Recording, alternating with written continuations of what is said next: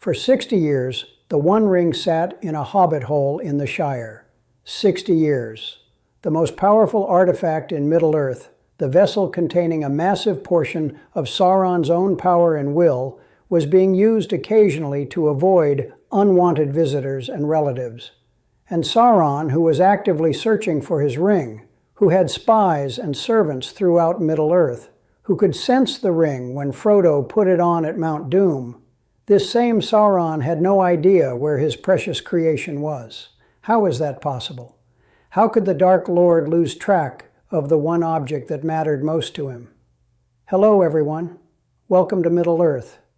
Today we're diving into one of the most important questions about how the ring actually works, and why Bilbo's 60 years of possession might be the luckiest accident in the history of Middle-earth.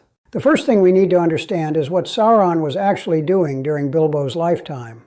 When Bilbo found the ring in Gollum's cave in the year 2941 of the Third Age, Sauron was not sitting in Barad-dûr scanning Middle-earth for his lost treasure. He was hiding in Dol Guldur as the Necromancer, and that very same year the White Council attacked his fortress and drove him out. Sauron fled to Mordor, but he didn't openly declare himself until 2951. 10 years after Bilbo had already brought the ring to the Shire. So for the first decade of Bilbo's ownership, Sauron was in retreat, regrouping, rebuilding. He wasn't at full strength, and he certainly wasn't projecting his will across Middle-earth looking for the ring. But this only explains the early years. What about the next 50? Sauron returned to Mordor, rebuilt Barad-dûr, and grew in power throughout this period. Why couldn't he sense the ring then?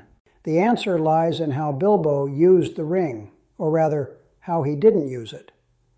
Bilbo was not a conqueror. He was not a warrior or a king or a wizard seeking power. He was a hobbit who enjoyed comfort, food, and peace. When he used the ring, it was for small things, disappearing from the Sackville Bagginses, slipping away from parties, playing harmless tricks.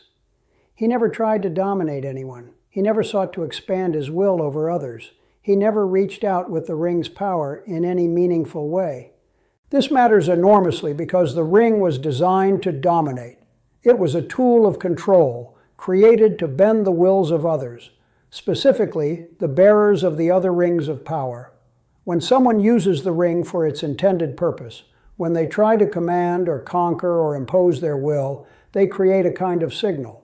They light a beacon that Sauron can see, but Bilbo never lit that beacon. He used the ring like a child uses a magic trick, for fun, for escape, for hiding. The ring's true power was never activated. There's also the question of what Sauron was actually looking for. After losing the ring in the Gladden Field, Sauron didn't even know it still existed for a long time. The ring had been lost for nearly 2,500 years. It could have been destroyed for all Sauron knew. It could have been washed out to sea. It could have been buried forever in the river mud. When he began to suspect that the ring still existed, he had to search for it. And that search led him first to Gollum, not to Bilbo. Gollum was captured and tortured in Mordor sometime around the year 3009, nearly 70 years after Bilbo found the ring.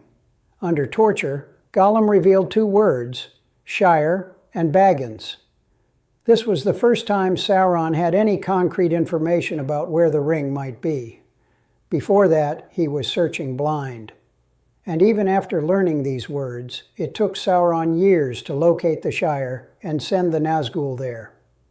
The ring wraiths didn't arrive in Hobbiton until 3018, 9 years after Gollum's interrogation. Sauron's intelligence network, for all its reach, was slow and imperfect. But perhaps the most important factor is the Shire itself. The Shire was a backwater. It was a forgotten corner of Eriador, a land that had once been part of the great kingdom of Arnor, but had long since faded into obscurity. No great powers dwelt there. No wars were fought there. The Rangers of the North, Aragorn's people, actively protected the Shire's borders without the hobbits even knowing it. To Sauron, the Shire was beneath notice.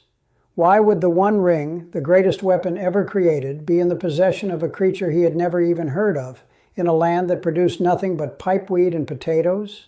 This is one of Tolkien's great themes, the power of the small and overlooked. Sauron couldn't find the ring in the Shire because he couldn't conceive of the ring being in the Shire.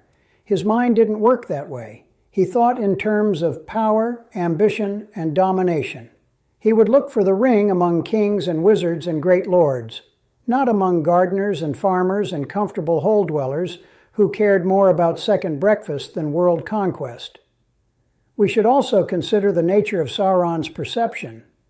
When Frodo put on the ring at the crack of doom, Sauron sensed it immediately. He felt his ring, knew exactly where it was, and sent the Nazgûl flying toward Mount Doom in desperate haste. But this was a very specific situation. Frodo was inside Mordor, at the very place where the ring was forged, claiming the ring as his own. The ring was at full power in that moment, and Frodo was attempting to dominate, even if only briefly, even if only in defiance. Compare this to Bilbo putting on the ring to disappear at his birthday party. The contexts are completely different. Bilbo wasn't in Mordor. He wasn't near any place of power. He wasn't trying to claim dominion over anything. He just wanted to escape a party. The signal he created, if any, was like a whisper compared to Frodo's shout. And Sauron, far away in Mordor, had no way to detect such a faint trace, especially when he wasn't specifically looking for it. There's one more element worth considering: luck. Or, as Gandalf would say, something more than luck. Tolkien's world operates on a kind of providence. There's a sense throughout the story that a higher power, Eru Ilúvatar, the creator god, is subtly guiding events. Bilbo was meant to find the ring, as Gandalf tells Frodo, and if he was meant to find it, perhaps he was also meant to keep it hidden until the time was right. The ring's discovery had to happen at just the right moment, not too early, when Sauron was weak and might have been defeated before growing strong enough to be a true threat, and not too late, when he had already conquered everything. Bilbo found the ring, kept it safe, and passed it to Frodo at precisely the time when the quest to destroy it could succeed. Coincidence? Perhaps, or perhaps something deeper. So why couldn't Sauron sense Bilbo? Because Sauron was weakened and distracted during the crucial early years. Because Bilbo used the ring in the smallest, most innocent ways possible, never activating its true power. Because the Shire was so far beneath Sauron's notice that he never thought to look there. Because Sauron's mind couldn't comprehend that his ring of domination would end up with a creature who had no desire to dominate anything. And perhaps, underneath it all, because Bilbo was protected by a providence that Sauron could never understand or anticipate. The Dark Lord searched for his ring for decades. He sent spies, captured Gollum, tortured information out of him, and dispatched the Nine to hunt for Baggins and Shire. And still, the ring slipped through his fingers, carried by hobbits, the one people in all of Middle-earth he had never considered a threat. In the end, that blindness cost him everything. What if Sauron had found the ring during Bilbo's ownership? What if a Nazgûl had somehow sensed it and come to the Shire in 2950 instead of 3018? The ring would have returned to its master, and Middle-earth would have fallen into eternal darkness.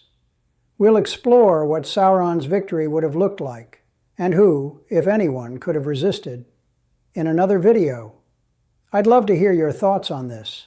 Do you think Bilbo was simply lucky, or was something greater protecting him? Comments are especially important to me. I read all of them. You can be sure of that. If you enjoyed this, you can like and share with your friends who love Middle-earth. And for those who want to support even more, you can support through Patreon or Twitch subscription. See you in Middle-earth. Take care of yourselves.